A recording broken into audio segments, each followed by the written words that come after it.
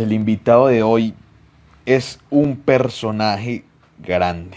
Bueno, gracias por estar aquí. Como ustedes ya saben, todas las semanas estamos haciendo entrevistas en vivo y el día de hoy nos vamos con un personaje, como lo decía, polifacético, muy particular, para algunas personas incluso ofensivo, pero ustedes saben que la crítica política y argumentada en Colombia siempre tiene un carácter ofensivo para esas personas que no quieren que el sistema se modifique en lo más mínimo.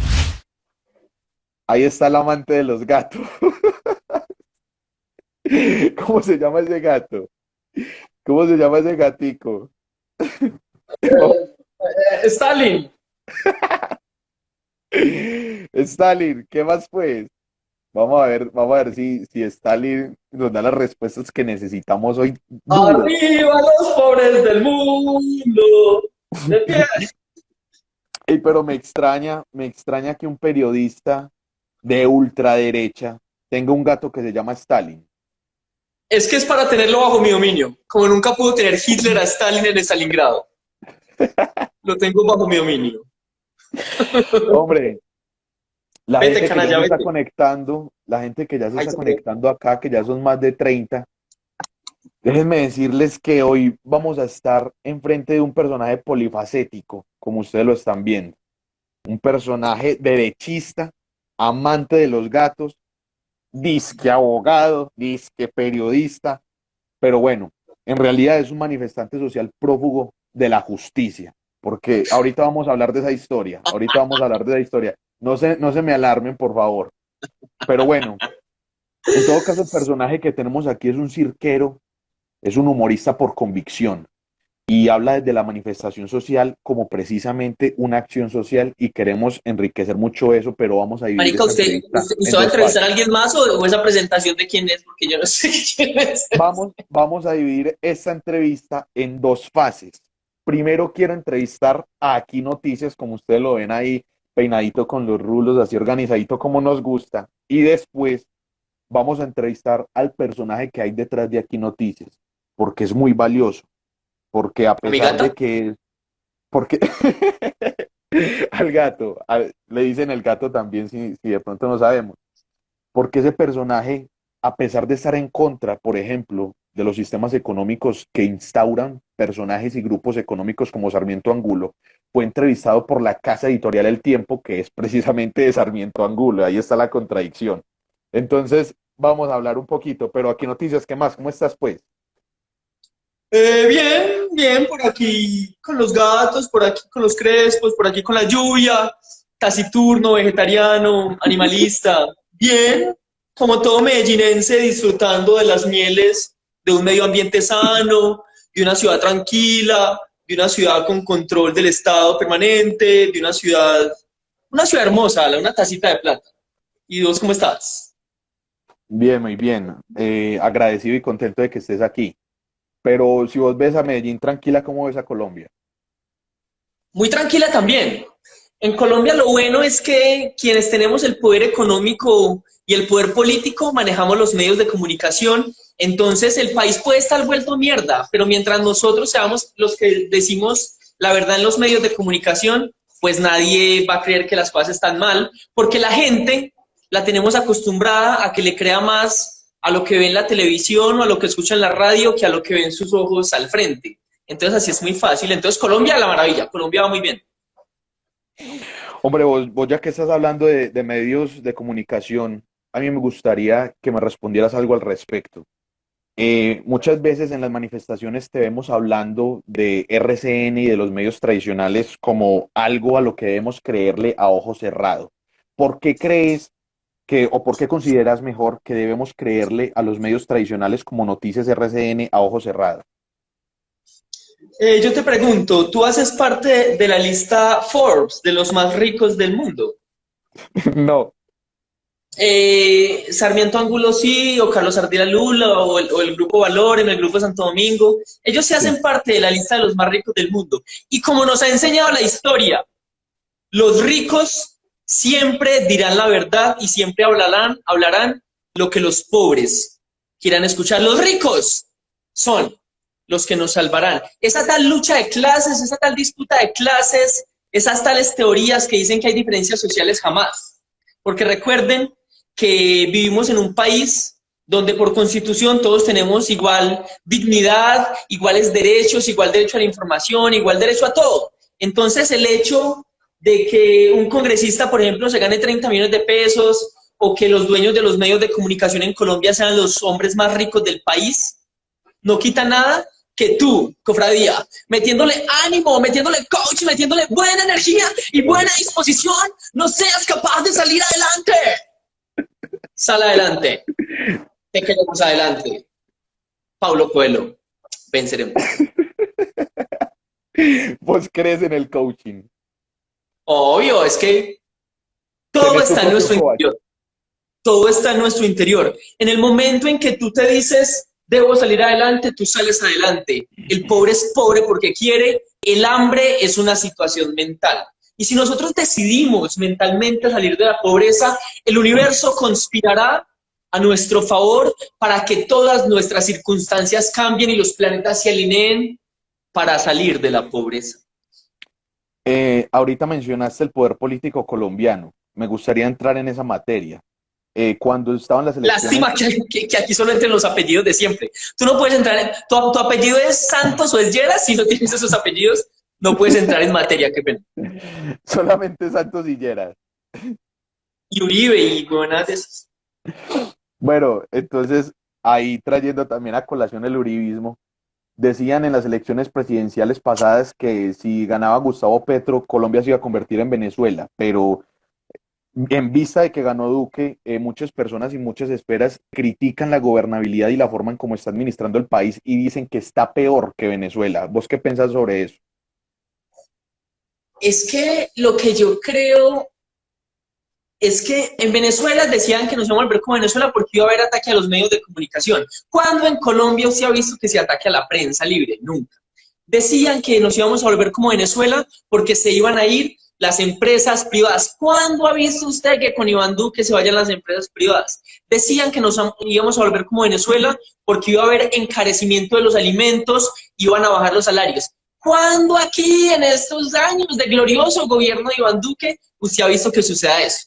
En Colombia lo que hay son una mano de resentidos, atenidos, que lo quieren todo gratis y que no pueden entender que una persona brillante como Marta Lucía Ramírez, que un hombre brillante como Juan Manuel Santos hayan logrado estar en las esferas del poder durante tantos años, cobrando unos pequeños salarios, y nos están salvando, claro que sí, del castrochavismo, de las brisas bolivarianas y de los anarquistas internacionales que tienen todo para tomarse Colombia y que Álvaro Uribe ha sido el único freno que han tenido en toda Latinoamérica. Aunque ese freno haya sonado en los huesitos y en las carnitas a motosierra. Cosas de trámite. Pero si estás hablando de brillantes, por ejemplo, de Marta Lucía Ramírez o del mismo Sarmiento Angulo, ¿vos opinás, por ejemplo, que las personas que tienen los cargos más altos dentro de las instituciones colombianas, como la Fiscalía General de la Nación, poseen esa misma brillantez, como Barbosa en este momento? Sí, son gente brillante. ¿Usted se imagina que uno se salte las normas de la cuarentena, se salte las normas que le prohíben gastar dineros públicos en elementos privados, en elementos de su familia? ¿Usted se imagina que uno se salte todo eso para irse un fin de semana a San Andrés a hacer una rueda de prensa de 2 horas con la familia y con los amigos de la hija, a echar piscina y a echar playa, y que el país se lo crea y que no salga a tumbarlo? Hay que ser muy inteligente y hay que ser muy huevón para quedarse quietos y hacen eso. Pero ala, las élites de este país son las más inteligentes que hay y por eso se atreven a hacer esas cosas, porque saben que nada va a pasar, porque aquí no pasa nada. Aquí nunca pasa nada. Aquí no pasa nada, es que de ahí nace tu nombre, me supongo. Aquí no, dice, aquí no pasa nada nunca. Pero vení, vos que estás diciendo que Barbosa es inteligente, hagamos una comparación. El fiscal general pasado tuvo relaciones y fue acusado por encubrir Odebrecht. El fiscal actual fue relacionado y acusado por encubrir la niñez política. De ahí ya sale Navelena, con Néstor Humberto, de Barbosa sale San Andrés y un montón de cosas. ¿Cuál crees que es el que mejor ha hecho su trabajo y por qué? ¿Barbosa o Martínez?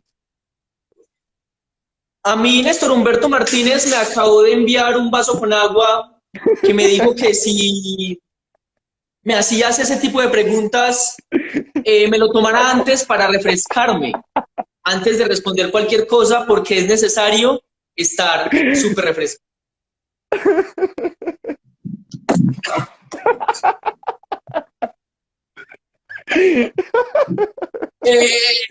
Barbosa es lo peor que hay. Barbosa es lo peor que hay porque Néstor Humberto Martínez es lo mejor que le ha pasado a este país.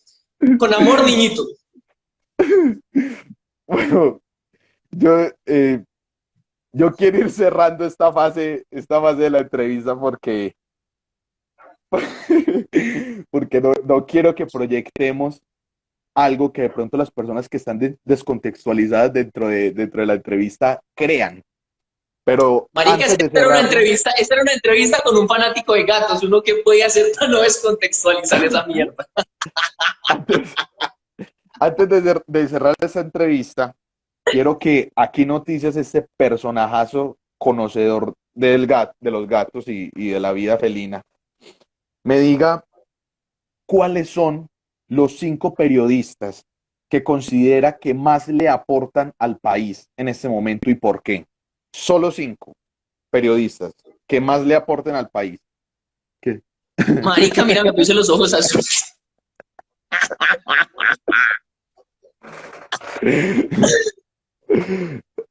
Los 5 periodistas que más le aportan al país en este momento, evidentemente la grandiosa Vicky Dávila, quien ha sabido denunciar a la banda del pajarito, que la tenemos que derrotar.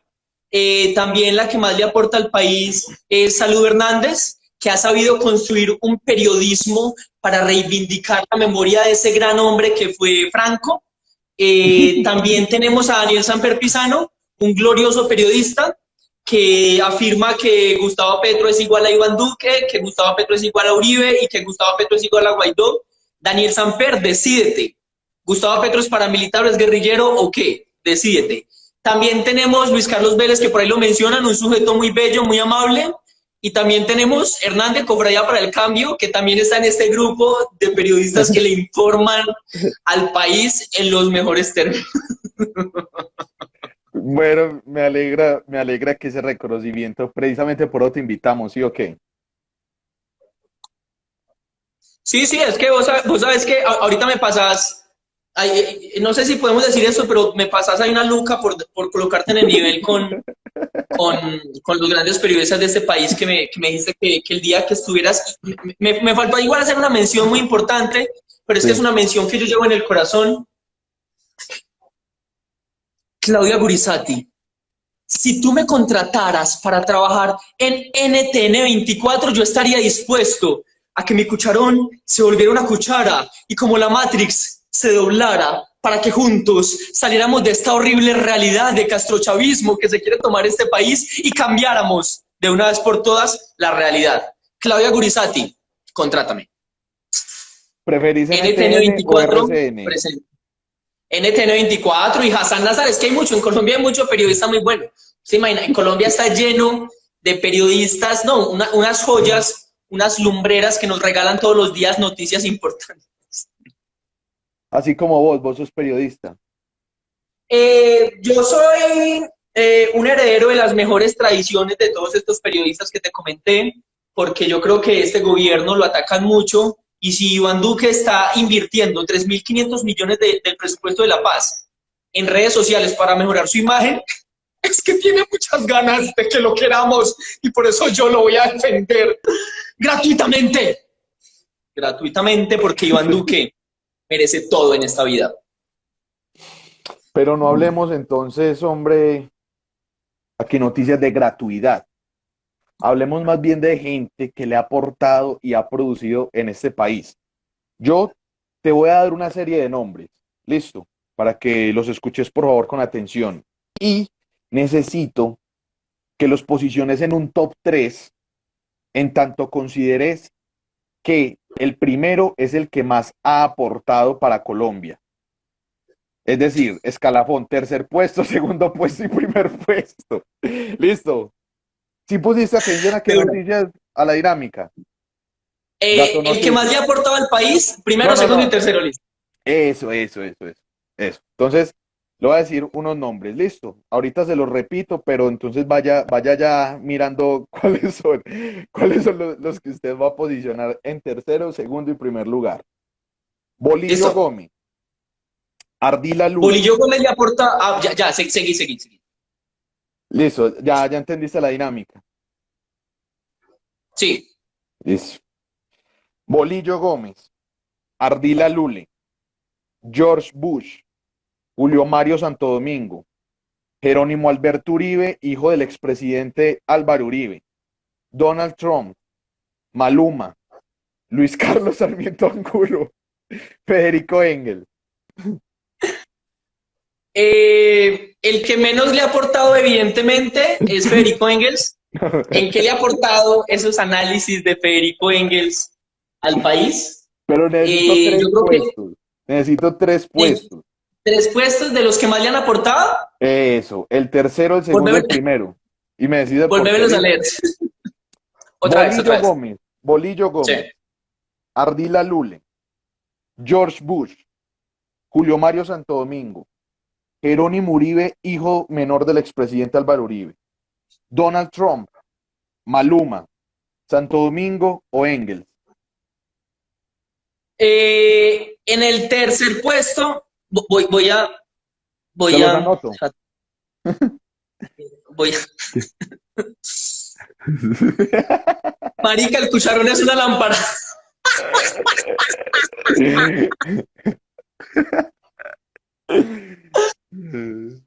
En el tercer puesto de quienes le han aportado más al país, tenemos a Julio Mario Santo Domingo, porque es una persona que se ha preocupado siempre por los más pobres de este país. En el segundo puesto tenemos a Maluma, quien ha colocado la música en un nuevo nivel y nos ha colocado a mover el bote contra la pared bien duro y a oscuritas. Y en el primer puesto tenemos a una persona que ha demostrado que únicamente con artesanías y vendiendo manillas, una persona que ha demostrado que únicamente con el esfuerzo individual se puede llegar lejos. Jerónimo Uribe.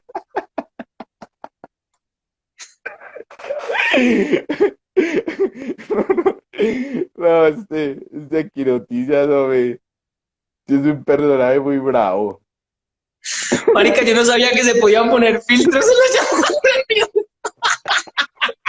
Oiga, Total. es el minuto 20 de esa entrevista. Sí. Nos restan 40. Yo quiero hablar con el personaje que hay detrás de Aquí Noticias, pero el personaje un poco más real. Quiero Gata. hablar.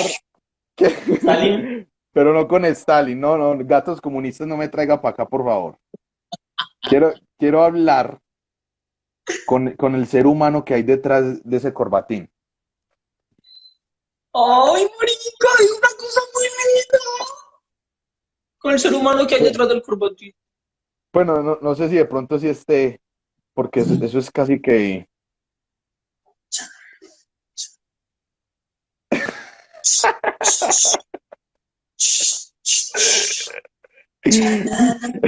Eso casi que es un trastorno de múltiple personalidad.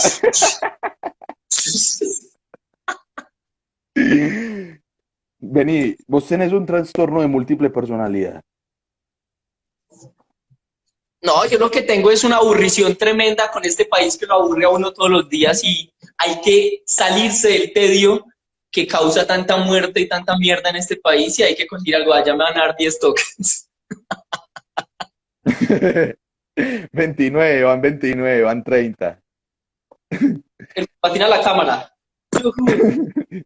No, y parecer unos calzones, hombre, no. No, este corbatín me lo regaló. Yo entré una vez a una cafetería por aquí en el centro a tomarme un café, a lo que uno entra a una cafetería. y el cucho que me dio el café me dijo, ah, usted es el periodista. Y yo, así, todo bien. Y el man llegó, se fue él estaba trabajando, era el barman, ¿cómo se dice? El que reparte el café, no sé cómo se dice. El coffee man. Llegó y me dijo, ah, es que a mí me gusta tejer. Y me sacó 3 moñitos, uno amarillo, uno azul y este rojo, y me dijo, escoja uno que los acabé de tejer y se lo quiero regalar. Y escogí un Joder, señor hermosísimo, marica, me encantó, me llenó como de un montón de amor tremendo. La por ahí qué diciendo poder, que le dé más, es que, marica, si uno hace en vivos haciendo striptease, yo creo que ahí es donde está el futuro, eso de hablar de política. Eso ahorita joder, no funciona. hablar, hablar de política de desnudo entonces, Sí. de telemedicina. Si no, no Vení, censuran, si a mí me censuran por cualquier huevonada que digo, ahora imagínense en pelotas de hablar de política. aquí noticias, mira, eh, vos concebís la movilización de una forma muy particular y uno se da cuenta que a medida de que has avanzado con tus personajes y vos como ser mismo, como colombiano mismo, dentro de todo ese proceso de movilización, has configurado mucho lo que sos y te has transformado mucho y has tenido muchos cambios. Pero casi siempre cuando la gente te pregunta a vos de la movilización que no solamente promocionás, sino que también ejerces, y no me refiero solamente a la manifestación social que se realiza en la calle, sino también la movilización, o sea, la sacudida de cerebros a través de redes sociales. Cuando te preguntan sobre eso, decís, es que no estoy de acuerdo con la realidad, o estoy aburrido con la realidad, o esta realidad es una cosa, siempre te referís a eso. Yo quisiera saber cuál es la realidad a la que vos te referís teniendo en cuenta que eso es un término tan ambiguo. ¿De cuál realidad estás hablando cuando decís que tenés una inconformidad inminente con la realidad? Marica, es que mira, yo estoy en contra o tengo inconformidad con la realidad de la apariencia. Somos una realidad de apariencia, somos una constante apariencia. Mira que cuando yo soy abogado, cuando yo empecé a estudiar Derecho en primer semestre, hay una materia que era sobre Derecho Constitucional, no recuerdo ahorita el nombre, y leíamos la Constitución, era para analizar la Constitución. Y uno entra a la universidad viniendo de un barrio popular y llega como artículo 13 de la Constitución, todos nacemos libres iguales ante la ley y el Estado garantizará libertad, bienestar y dignidad para todos los seres humanos, y aquellos seres humanos que estén en peores condiciones, el Estado les garantizará mejores condiciones. Yo estoy en contra de una realidad que nos gusta aparentar que tenemos una buena constitución, que nos gusta aparentar que tenemos un sistema normativo, que nos gusta aparentar que tenemos igualdad, que nos gusta aparentar que tenemos una democracia, la democracia más antigua de Latinoamérica, mientras uno a la afuera de la universidad, afuera, a 100 metros de la universidad, había gente ahí viviendo en la calle, había gente comiendo de la basura. Cuando en mi barrio éramos varias familias sin servicios públicos, sin agua, sin luz, sin ¿Cuál teléfono, barrio? ¿Cuál pero barrio la era? Robledo. constitución que yo estaba estudiando en la universidad me decía que todos estaban muy bien. Entonces estoy en contra de una cosa y me causa aburrición una cosa. Esa necesidad que tenemos de aparentar que vivimos en un mundo mágico porque nos da miedo aceptar que estamos de mierda hasta el cuello y que solo podemos salir de esa mierda si nos movemos, porque nos gusta quedarnos quietos para decir, ay, sí, vivimos súper tranquilos y algún día pasará algo mágico que nos salvará de esta realidad. Eso es lo que me da pereza, eso me da mucho tedio y yo contra eso me levanto. Y eso que yo me levanto lo tiene la derecha, lo tiene la izquierda, lo tiene el centro, lo tiene todo el puta mundo. Esa creencia de que llegará algo mágico que nos irá a salvar. Eh, Vos estás entonces totalmente en contra del caudillismo, con lo que estás diciendo ahí. Y cuando me refiero a caudillismo, rechazas entonces, por ejemplo, al político que dice ser el redentor del país y al político que dibujan como el redentor del país, incluso como sucedió en algunas ocasiones con hechos catastróficos como el de Gaetano Galán. Es que el problema con el caudillismo o no es el caudillo, sino la constitución de un pueblo. O sea, la constitución de un pueblo es la construcción de sujetos colectivos que sean capaces de generar procesos de transformación.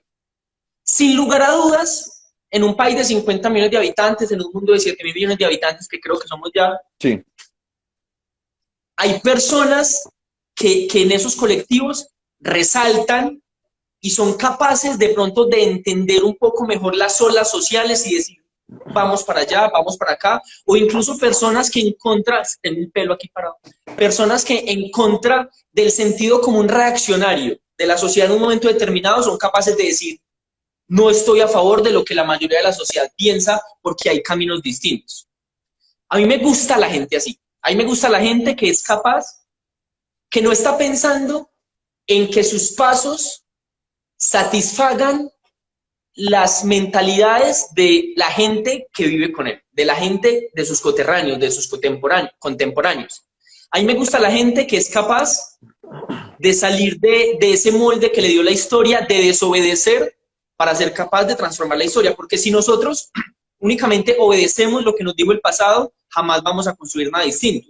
Entonces yo le creo a los procesos colectivos, a la constitución colectiva de un pueblo, y en esa constitución colectiva de pueblos, si salen hombres o mujeres que representen para los demás las banderas del cambio, las banderas de la transformación, yo creo que está bien que salgan. No es ese capítulo de los padrinos mágicos donde todos somos grises y todos somos iguales y es la distopía de la igualdad. Eso no es así. Yo creo mucho en la diferencia, en la diversidad, en los múltiples colores, y ahí surgen hombres o mujeres que son capaces de ver un poquito de pronto más allá y de dar saltos, pero no serían capaces de dar saltos si no hubiera un sujeto colectivo que transformara, porque es distinto decir, vamos a una transformación y hay una persona, 2 personas, 100 personas que van a liderar esa transformación, si se quiere, pero cuando hay 10 millones, 1 millón de personas atrás, a cuando llega un huevón, eso le toca censurarlo porque YouTube lo quita,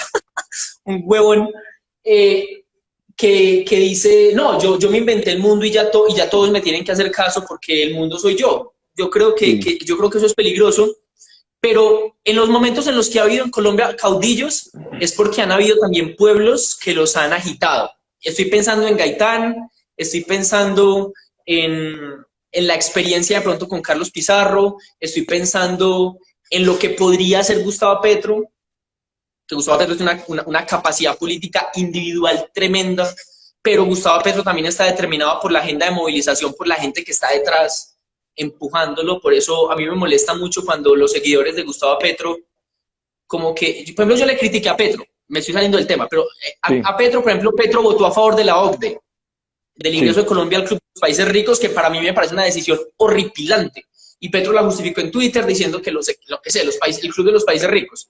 Yo le critico eso a Petro públicamente en Twitter y me dicen como, no, tibio, te vendiste. Y yo, marica, no, los grandes líderes de la humanidad requieren de pueblos atrás que los estén puyando, que los estén empujando. Esa es la diferencia de un líder democrático y de un dictador al que todos le hacen caso porque él es el sol que los va a iluminar. No necesitamos sol que nos iluminen a todos, necesitamos propuestas colectivas y seres humanos que abandonen esas propuestas. Entonces la diferencia entre ese líder democrático y un posible caudillo es la constitución del pueblo principalmente. Yo creo que cualquier proceso de transformación social que no esté acompañado por un pueblo fuerte en las calles, en las redes sociales, empoderado, no es posible, no es posible. Marica, yo esto lo cuento mucho y es que yo estuve muy activo en la consulta anticorrupción, en la campaña por la consulta anticorrupción.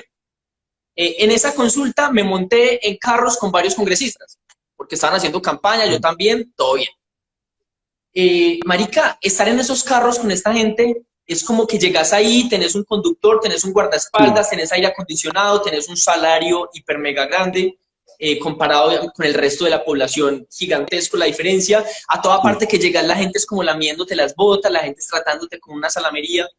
Y yo pensaba en ese momento como, por más que lleguen personas a las instituciones abanderadas de los cambios, gente que le crea la transformación, gente que sea así como lo último en Guarachas, no va a haber ninguna transformación posible si no hay un pueblo detrás, estallando, dándole, atizándole, recordándole de dónde viene.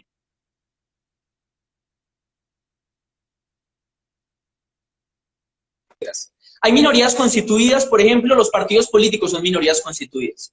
El Centro Democrático es una minoría constituida. El Partido Centro Democrático son menos, pero están constituidos, están unidos, por tanto son capaces de que sus intereses, que son minoritarios en la sociedad, se impongan sobre los intereses de la gran mayoría de la población. ¿Por qué? Porque esa gran mayoría está disuelta, está cada uno por su lado, no está articulada. Hay que volver estas mayorías disueltas, hay que volverlas cada vez mayorías constituidas, mayorías articuladas que sean capaces en la movilización social, en las elecciones, en las redes sociales, en todas partes, sí, construir un cambio social. Porque no hay una sola persona, no hay una sola persona en Colombia, ni siquiera Petro, nadie que sea capaz de generar un proceso de transformación si no tiene un pueblo detrás. Porque el poder en Colombia no está en el presidente ni está en el Congreso. El poder en Colombia está en el poder económico, está en el poder mediático, está en las transnacionales, el poder está en muchas partes. Y ese poder, el poder mediático hegemónico, el poder económico hegemónico, para contrarrestarlo necesita de una sociedad movilizada, por más que haya un presidente que nos guste o un Congreso que nos guste. Entiendo. Me está diciendo que me acerque al módem, voy a acercarme. Estoy aquí donde yo grabo, este es donde yo grabo Ajuda TV. Y esa es una bandera del Partido Verde. Del partido. Soy del verde, soy feliz, ¿no? Marica, el verde la está cagando hoy en redes tan increíblemente. Es increíble todo lo que la está cagando en redes. Aquí noticias. Pero esa conjetura, ¿de dónde la sacás? ¿Y qué decís, por ejemplo, qué puedes sacar de conclusión luego de hablar con personajes como Inti Asprilla o con el que entrevistaste esta semana, que no recuerdo quién era, el de la semana pasada? David Racero, no, de los decentes. Y antes con Milo Romero también. ¿Qué conclusión sacas del Verde después de hablar con ellos? Marica, el Verde es un partido muy variopinto. El Verde es un partido sin una consistencia ideológica. O sea, el Verde entra a cualquiera, digamos. Es como que hay gente muy de derecha, como cierto concejal en Medellín. Hay gente medio de centro, como cierto concejal en Medellín. ¿Cuál? Pues el Verde tiene dos concejales. Hay un concejal que es lo que se entiende como de centro, que es Daniel Duque, el Verde, y hay otro que me olvida el nombre ahorita, que ha votado, si usted mira lo que ha votado en el pasado paso por el Consejo, votó horrible. Y el Verde tiene gente cercana a la izquierda como Inti Asprilla, por ejemplo. El Verde es un partido muy variopinto, pero el Verde es un partido que le da miedo asumir posición política en contra de las mafias políticas y económicas en este país. El Verde es un partido que le da mucho miedo asumir posiciones de transformación profunda en este país. Es un partido muy cómodo, pero yo creo que hay gente muy áspera que es votante del Verde. Yo conozco gente que votó por el Verde, que vota por el Verde, que es muy buena. Es que de hecho yo en la pasada elección a la presidencia fui muy tranquilo, por ejemplo, con mis críticas a Fajardo, que a mí Fajardo me cae como una patada en la cara. Porque hay gente, seguidores de Fajardo, que me parecían súper interesantes. Y de hecho, esos seguidores de Fajardo me parecían muy tesos, muy buenos. Hoy en Twitter vos los ves publicando que se arrepienten de haber votado por Fajardo, porque Fajardo es una desilusión, porque Fajardo es una mentira. Y es eso, y así con muchas personas. Por ejemplo, Angélica Lozano, creo que se llama Angélica Lozano, dijo hoy en Blue Radio que no importaba que se habían comprado votos con la ñeñe política, no habían sido 2 millones, entonces que había que dejar la elección así. Es como, marica, ¿estamos en serio justificando que se compren 10 votos, 20 votos, 30 votos, cuando el Consejo de Estado ha dicho que la compra de votos ya vuelve ilegítima una elección? O sea, ¿estamos en serio diciendo que por no polarizar, cuando alguien le dice que no polarice, le está diciendo que no piense por sí mismo, que no politice una situación? Están pretendiendo que no nos pronunciemos frente a eso. A mí Angélica, por ejemplo, me parece una mujer interesante, que ha dicho cosas interesantes cuando yo he conversado con ella, pero hoy la cagó rotundamente y la ha cagado mucho, creo que con la defensa ultranza de la administración en Bogotá.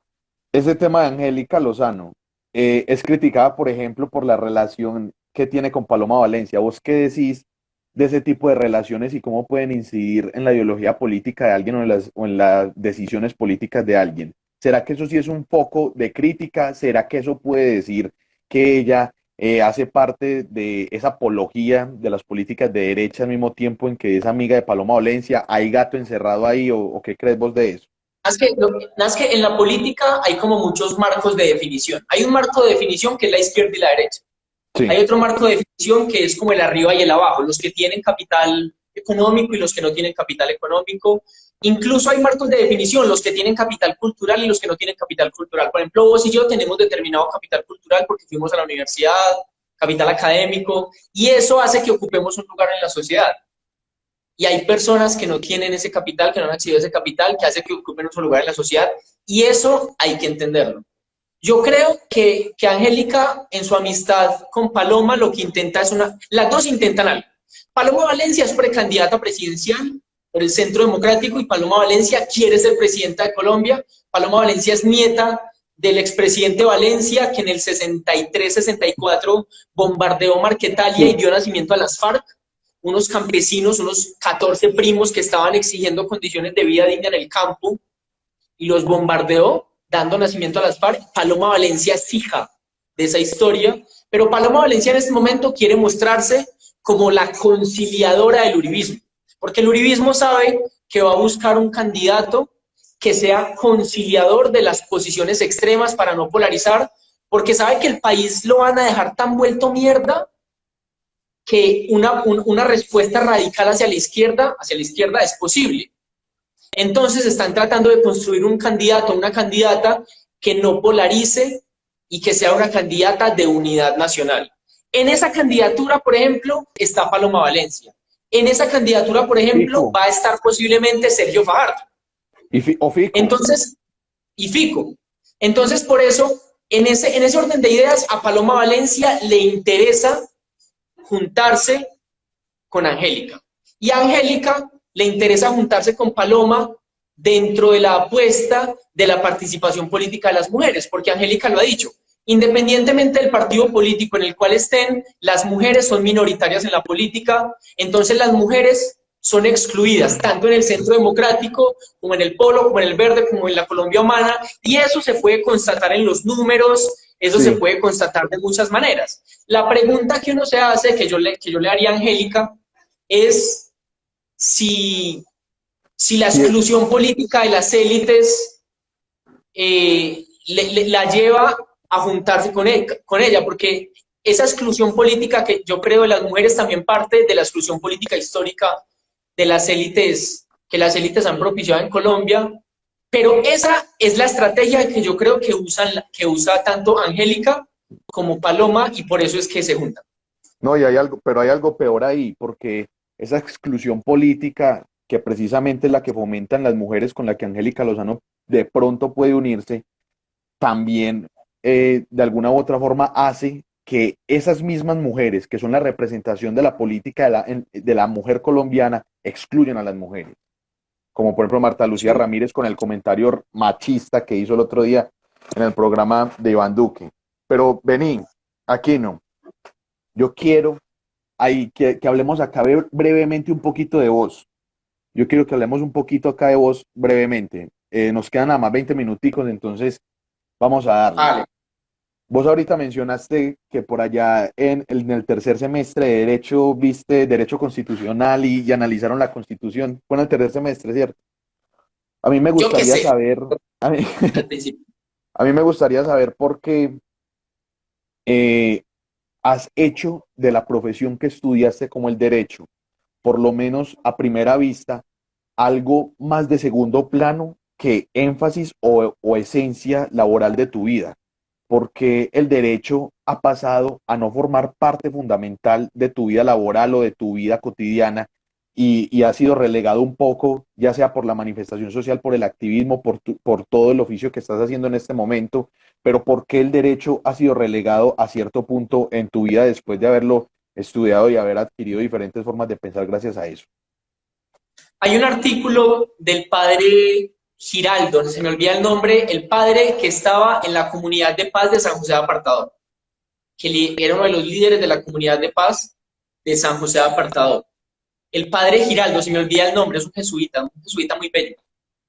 Eh, Lo citaron a una audiencia porque supuestamente la comunidad de paz de San José de Apartado auxiliaba a las FARC. Decían, la comunidad de San José de Apartado es una comunidad que está por las FARC. Uribe defendía eso, los paramilitares hicieron una masacre en la comunidad de paz de San José de Apartado, de cuenta esa idea, mataron niños, una cosa terrible. Hay una historia que dice que mataron a un niño porque se iba a volver guerrillero en el futuro. Y al padre Giraldo lo citan a una audiencia para hablar sobre los supuestos nexos de la comunidad de paz de San José de Apartado con la guerrilla de las FARC.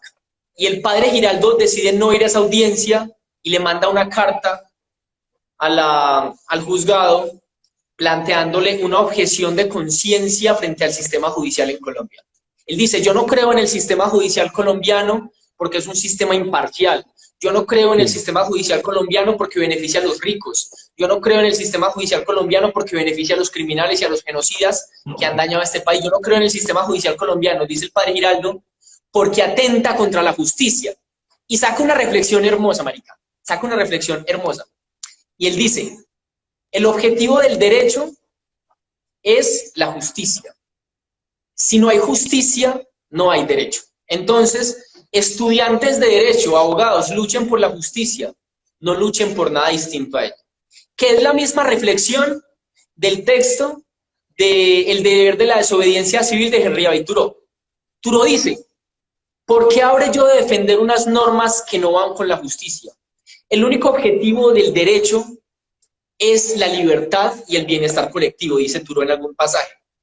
Cualquier norma que atente contra la libertad y el bienestar colectivo no es derecho y, por tanto, el objetivo y el deber de cualquier ciudadano es la desobediencia a esa norma hasta que la derroque.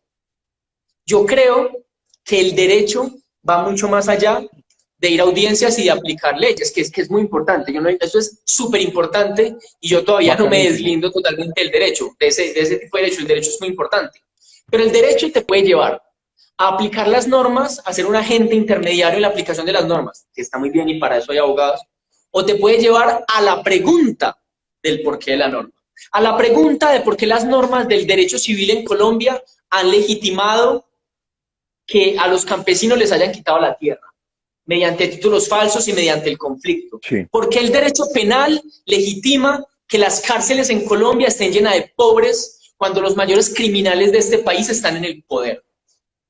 El derecho minero que legitima que hoy casi la mitad o más de la mitad del país esté pedido en concesión por multinacionales mineras y hayan pueblos en Santurbán, en Jericó, en un montón de municipios en Colombia, Santurbán, el páramo de Santurbán, en un montón de municipios en Colombia que estén peleando en contra de las multinacionales, en contra de la minería y en contra del código minero que en el gobierno de Álvaro Uribe legitimó que le vendiéramos el país a las multinacionales. ¿Por qué el derecho permite eso? Uno como abogado puede simplemente decir, aplico la norma, y me contratan y aplico la norma. O uno puede decir, ¿por qué esta norma es así? ¿Qué ha pasado socialmente para que tengamos esta norma? Y si esa norma me parece injusta, como decía Henri David Thoreau, la desobediencia a esa norma hasta que no logremos transformar y derrocar esa norma. Y Colombia está llena de normas profundamente injustas que es preciso transformar, Y yo creo que ese también es el papel del derecho. Vos estás estás promocionando la desobediencia civil en este momento, como se está hablando ya en el panorama político colombiano. Marica, es que ese debate ahorita está muy prendido con la desobediencia civil, con la propuesta de Gustavo. Y mira que hay una cosa muy tesa, es que hay gente ofendida porque Gustavo Petro llama la desobediencia civil, que no es un término, Gustavo lo ha dicho muy bien, que no es un término que apele a la acción violenta. Si uno habla de elementos dentro de la desobediencia civil es una desobediencia civil pacífica. Dentro de la teorización de la desobediencia civil, es una desobediencia civil pacífica, pero lo pacífico no implica la quietud. También hay acciones de resistencia que implican cierto tenerse. Violencia, entonces. Lo pacífico dentro de la desobediencia civil no implica el dejarse pegar, pero tampoco implica el cagarse en el otro. Lo pacífico dentro de la desobediencia civil significa, le digo una cosa, significa desarmar al contradictor en el plano de las ideas y en el plano de las emociones. Porque el Estado y todos los estados en la historia han tenido el predominio hegemónico de las armas. Entonces, vos irte a las armas contra el Estado es una cosa berraca, es una cosa difícil, es una cosa que te van a matar y es una cosa que además tiene implicaciones éticas profundas con el hecho de hacerle daño al otro. Porque, por ejemplo, para mí eso me genera implicaciones éticas porque yo creo que la vida del policía vale tanto como la vida del soldado, como la vida del guerrillero y como la vida del paramilitar. Entonces, para mí como persona tiene implicaciones éticas muy difíciles la idea de la guerra. Tiene implicaciones éticas para mí como sujeto supremamente difíciles. Pero la desobediencia civil parte del hecho de una desobediencia activa que se niegue frente a las normas que considera injustas, pero que se niegue partiendo de decir no te voy a agredir, sino que me voy a plantar aquí como sociedad para decir estoy en contra de lo que está sucediendo. Y entonces hay una cosa muy tesa, y es que en Colombia hay mucha gente de esos que llaman bien pensantes, de los que quieren quedar bien con todo el mundo, de los que se visten de colores de la U, de los que se visten como Cambio Radical, de la familia Galán, de los del Partido Verde, de muchos del Partido Verde. Hay una cantidad de bien pensantes en este país que están enojados con Petro porque llama a la desobediencia civil frente a un gobierno que se está demostrando cada vez más que es producto de los dineros del narcotráfico, pero se enojan con Petro que llama a una desobediencia pacífica frente a eso y no se enojan con el gobierno que compró la elección y simplemente dicen que no, que en el 2022 nos vemos. La gente, si a usted un político, si a usted cualquier persona le dice no se preocupe, en las elecciones nos vemos, es que esa persona, ese político quiere que usted sea un subyugado, quiere que usted nunca sea libre. Porque le están diciendo, su único momento de libertad son los 5 minutos que usted está frente a las urnas. Su único momento de libertad son los 5 minutos que usted tiene ese lapicero en la mano y está frente a las urnas y puede votar por quien quiere que le domine. Mientras que la verdadera democracia, la democracia radical, la democracia desde abajo, la democracia que se piensa la transformación radical de la sociedad, es aquella democracia que se plantea en todas las situaciones de la vida. La democracia es movilización social, la democracia es salir a las calles. La democracia es construir y tomarse los medios de comunicación, como esa frase del Ejército Zapatista, de Liberación Nacional. Toma los medios, haz los medios, sé los medios. Porque si te quedas esperando que los medios hegemónicos, como Caracol y RCN, hablen bien de la sociedad, hablen bien de las luchas sociales, te vas a quedar esperando toda la vida. La democracia está en la calle, la democracia está en los medios, la democracia está en la casa, la democracia está en todas partes, incluso en las urnas. Pero uno vota una vez cada 4 años o 2 veces, consejo, congreso, alcaldías, mientras que debe ejercer democracia y construirse como un sujeto democrático todos los días. ¿Usted se imagina, por ejemplo, que si fuéramos un pueblo democrático, un pueblo que tuviéramos construido una vocación democrática, como estoy seguro que vamos a construir, y para eso estamos aquí, para construir vocación democrática, nos permitiríamos que el fiscal diga que con dineros públicos se llevó toda la familia para San Andrés, para una rueda de prensa de 2 horas, y que luego se quedó paseando de puente todo el fin de semana? ¿Permitiríamos eso y no estuviéramos en las calles haciéndolo renunciar y haciéndolo que lo bajen de allá? ¿Usted cree que permitiríamos que se encuentre que 7 militares violaron a una niña de 12 años y no nos vamos todo el país para las calles? Eso indica que somos un pueblo que las élites le han legado una vocación democrática supremamente baja.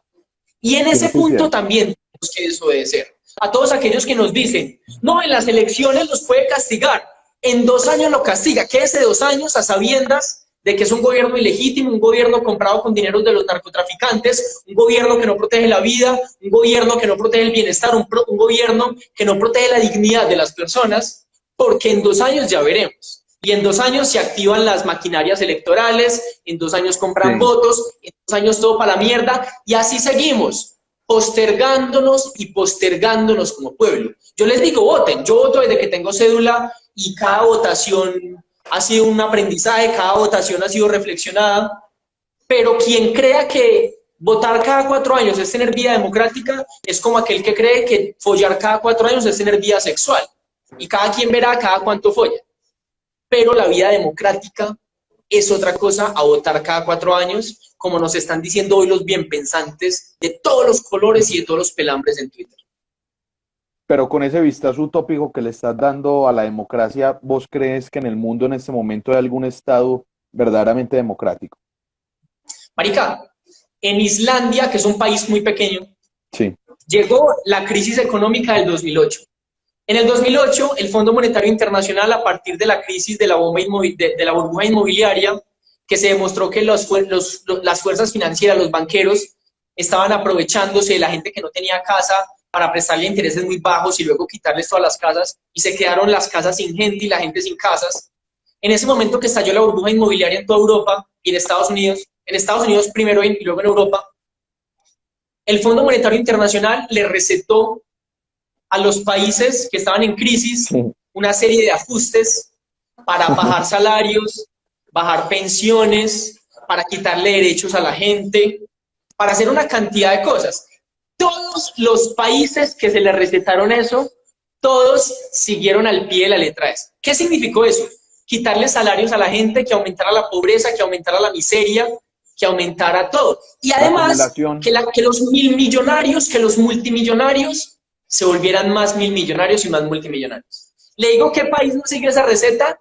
Islandia. Un país supremamente pequeño. Un país de, creo que 200 o 300 mil habitantes. Este dato puedo estar equivocándome profundamente, pero un país muy pequeño. Sí, es muy pequeño. Islandia salió a las calles, derrocó el gobierno por redes sociales, generó un escenario de participación para construir una nueva constitución donde toda la gente pudiera opinar, metió a la cárcel a los banqueros que eran los culpables de la crisis. Islandia salió primero de la crisis económica que el resto de países europeos que siguieron a rajatabla los mandados de los ricos del mundo, del Fondo Monetario Internacional. Así que no es una utopía, es la constitución de un pueblo. ¿Usted se imagina qué pasaría en este país si las élites le tuvieran miedo al pueblo? Como el pueblo le tiene miedo a las élites. En este país el pueblo le tiene miedo a las élites. Y va un congresista, un presidente, un policía, le dice algo y todos nos cagamos del miedo porque ellos son los que mandan. Porque ellos son los que mandan. Los que mandamos somos nosotros, marica. Los que mandamos son los 50 y tantos, los 70 y tantos que hay acá. Esos son los que mandamos. El día que las élites en este país le tengan miedo al pueblo, como le han metido miedo al pueblo, el día que ese miedo cambie de bando, como dicen los chicos del maíz, ese día empezamos a ver cambios. Como en Islandia, que no le comieron cuento al Fondo Monetario Internacional, salieron a las calles, echaron a todos los políticos, metieron a la cárcel a los banqueros, hicieron una constitución de manera colectiva y colocaron a pagar la crisis económica a los ricos, que son los que la habían generado. Y en Colombia, la crisis la han generado también los ricos, las familias tenedoras de la riqueza en este país, que son culpables de la mala distribución económica, y ellos son los que están obligados a pagar esta crisis económica que se viene por el coronavirus. Cualquier político que le diga que para pagar la crisis económica hay que reducir salarios, hay que reducir pensiones, hay que aumentar la edad pensional, lo está tratando como un imbécil. Porque arriba hay gente que en todas las crisis se ha vuelto más rica, y el sector financiero en este país en todas las crisis ha seguido ganando. Y entonces, parceros, siempre ganan, socializamos las ganancias, socializamos las pérdidas, pero ustedes privatizan las ganancias, las huevas, marica. Si siempre han ganado con el país, con todas las transferencias económicas que nosotros hacemos, ganan, con las pensiones privadas ganan, con los medios de comunicación ganan, con la corrupción ganan 50 billones de pesos al año, y entonces llega crisis económica y le van a quitar salarios a la gente, le van a quitar pensiones. Marica, aquí en Medellín se cuentan por decenas, si no es que por cientos, los bares, los restaurantes y los pequeños y medianos negocios que han cerrado. Marica, gente que está sacando económicamente con las putas uñas, marica, que con las uñas pueden contratar 1 o 2 trabajadores. Son empresarios honestos, marica, que les ha tocado cerrar, que están pagando esta puta crisis económica, mientras los más ricos de este país siguen con sus grandes fortunas. Y entonces, parceros, eso tiene que cambiar. Hacer que eso cambie es también la intencionalidad de un pueblo democrático. Aquí no nos quedan 3 minutos. Abrimos en un momentico el otro en vivo y hablamos ahí. Yo iba a hacer un desnudo, marica. Para cerrar, ¿sí o no? Hágale, listo. Hay que hacer una prueba, marica, hay que hacer una prueba si cuando hago mi baile erótico, baja la gente que lo está viendo o aumenta. Mira, pues, pero sostenerlo este último minutico el baile y yo me encargo de mirar a ver si aumenta o se disminuye. Marica, después cuando estemos en algún debate en Twitter me van a sacar esta parte que estoy bailando y me van a decir, ay, ese es el periodista serio que está hablando. Para que me lo saquen, Paloma Valencia, sáquemela toda, uribismo. Pero espérame, hay una cosa que quería decir con eso antes de que se acabe esto. Sí. Orlando Falsborda habla del sentipensamiento. Pensar con el cuerpo, pensar con el corazón y sentir con el cerebro. El baile es una forma de sentipensar. Por eso es que el baile es tan importante para las tradiciones de resistencia de los pueblos. Si usted va a cualquier pueblo, a cualquier municipio, a cualquier lugar donde haya una manifestación, esa manifestación empieza o termina con una gran fiesta, con un baile, porque la revolución, la transformación, la rebeldía es una gran fiesta, es un gran baile. Por eso es que el baile es tan importante para la resistencia de los pueblos. Esa es mi justificación para estar aquí bailando.